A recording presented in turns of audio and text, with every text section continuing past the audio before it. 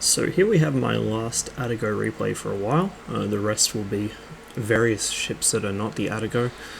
And this one is a pretty decent demonstration of why it's better to be lucky than it is to be skilled. I'm on Two Brothers. I start out slightly to the west of center, so that kind of influences me to go west, although that's often a good move in cruisers anyway. The east is a little bit too open. It's typically where battleships will want to head. Of course, you get tons of battleships that head out through the islands in the west anyway, but really that east side is more suited to battleships, while the west is more suited to cruisers and destroyers, regardless of how puppies play the map. And it's nice to have all of the cover options over here, rather than get into a long-range gunfight out in open water.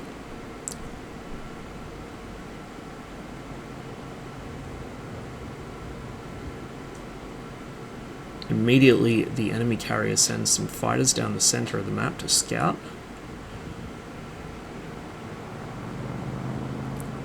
And then they fuck off once they find out what our team is doing. He doesn't want to risk losing them.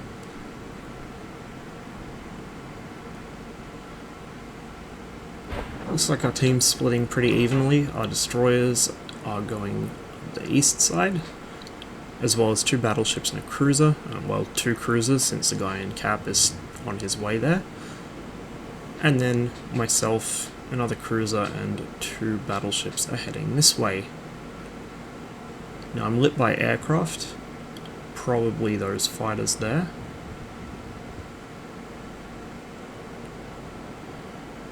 Now one thing I should mention now is that the cruiser's aircraft isn't a scout aircraft in the sense of the what the battleships get. The battleships get a scout aircraft. It's a dedicated scout. It will not attack enemy aircraft, and it extends your gun range. It also stays in the air for a much lesser duration because of the fact it extends your gun range. They don't want to make it too imbalanced.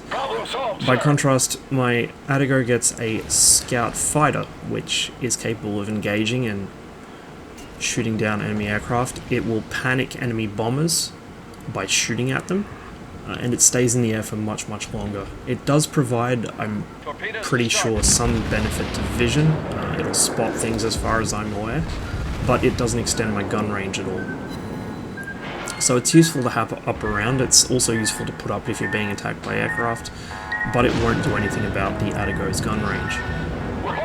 I eat a torpedo there because I was being careless, and of course I've still got some cooldown on my damage control team, so I'm going to be losing hit points for a moment here. This is really the point where I should have broken off and disengaged. Oh, Jesus Christ. There goes my engine. I'm still flooding, and I've got 5 seconds on my damage control here. I am so very lucky nothing else managed to really hit me in this time period. The destroyer did get a hit in there, but not really anything worth note. Had any serious fire come in, that would have been the end of me right then and there. And this is a problem of mine. The Atago is such a good ship, and it's so good at aggressive play that I kind of get over aggressive, and I'll either have an amazing game, like the last one, or I will get myself fucked up right at the start and either have to play really carefully for the rest of the match or just die outright, which I've been doing a lot lately. So it's really hit or miss, and it's not the ship, it's entirely me. I need to learn not to be so recklessly aggressive. It is a difficult habit to kick, though. Now I did put some torps out there, again just fishing for whatever's going to be dumb enough to drive into them. You can see the enemy destroyers laid down some smoke, and there's an Atlanta here in the open. Now he is within gun range of me, but it looks like he's actually looking at somebody else. I want this guy dead as soon as possible. The Atlanta is a serious problem. It can just put out such a withering fire of high explosive that it will keep you on fire permanently. It's one of the most annoying things to get shot at by. Thankfully, not only is he engaging somebody else, but he's also getting pounded by somebody else, so he will be out of this match very soon. The enemy Atago is blue lining. I'm judging from the fact that he's still on it, I'd say he's doing it deliberately. That, or he's genuinely so oblivious to what's going on in game, he hasn't noticed his ship is no longer moving forwards, it's moving sideways. Which, to be honest, I shouldn't put it past pubbies.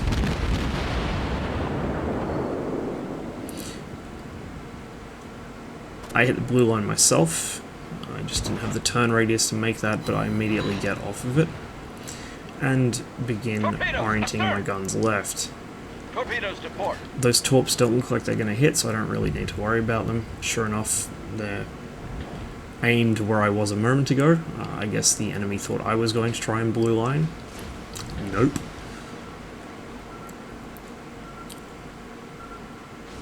My own torps look good for a moment, but that North Carolina is out of range, so even if they are aimed more or less directly at him, they're not going to make it. Now, not only do I have to worry about this Cleveland just up ahead, who is out of my range, incidentally, I have to also worry about the Fuso, who has a range of about 21 kilometers, and the North Carolina, who's about the same. Either of them could end my day right now. It's not even particularly difficult to hit a cruiser at that kind of range with a Fuso. So I'm really surprised that that guy didn't elect to finish me off while he had a chance, but I'm glad that he decided not to. Does look like he's trying, finally, but he's just not aiming well enough. Another battleship has actually turned up. It's unspotted now. And the Atago has finally left the blue line. Nice big hit there on the North Carolina. And you can see the difference between how little of a shit it gives about 8-inch AP, even plunging fire, and then how much it gets hurt by a full salvo of HE hitting it. Nice try there by the Mitsuki, but I wasn't hit by any of those. I was paying just enough attention to notice them coming. And so as he runs off to reload, I'm able to re-engage the enemy Atago with an eye towards finishing him off, so I at least have one less cruiser to worry about. And here comes the enemy New York. And the Atago is obviously masked by the island. Quite aside from that, there's a lot of shit now focusing on me. And so the sooner I can get into cover, the better. Did you get a crit there? I think I knocked out one of his gun turrets. But it wasn't a Citadel, I was leading him just a little bit too much. There's a New York, and let's see what the AP does to the New York. Probably nothing. Sure enough, 0 damage. That was only one hit though, so that just pinged off his stern, it looks like. Now, I think I've said before, you can actually get decent plunging fire on some of the weakly armoured battleships, the ones with very, very poor deck armour, with 8-inch guns at the right ranges, but it's such a finicky thing, I wouldn't really rely on it. You're better off just pounding them with HE until they either burn to death or get sick of it and go somewhere else.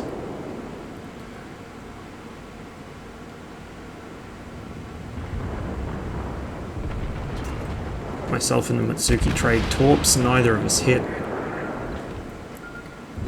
But my guns find him as he tries to hide in a smoke screen. There's still an awful lot of shit on this flank, but it's allowed our team to push through in the east. And somehow I'm not dead yet. So the longer I can keep these guys engaged while my team gets shots from their other side, the better off we will be. The New York is the easiest target here, he's also the one that's within my range. Fire off some torps just in case he's stupid enough to carry on the same course and speed, although he's probably not. In fact, it looks like he's in a turn right now. So I go back to the good old HE.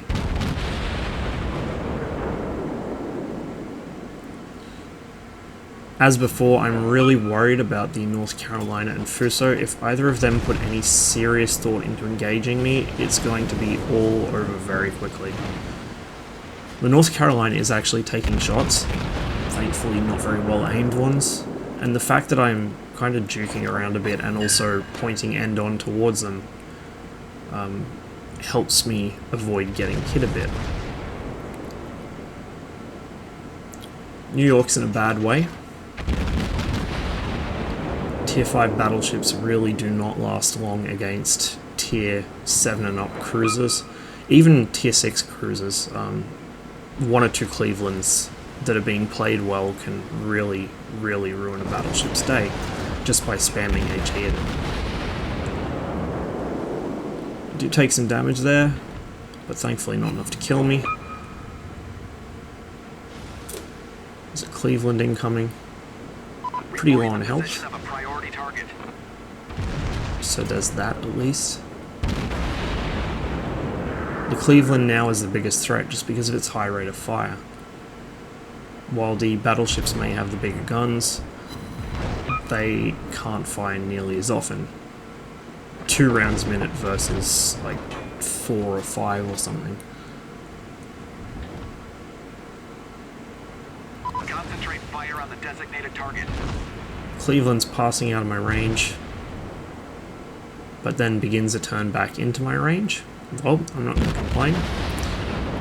I'll let off a broadside and just see where it goes. It looks like that might fall short. It was on for lead, but sure enough, it was just a little short in the range. Either way, the Cleveland seems to be breaking off the engagement, so I can shift my focus.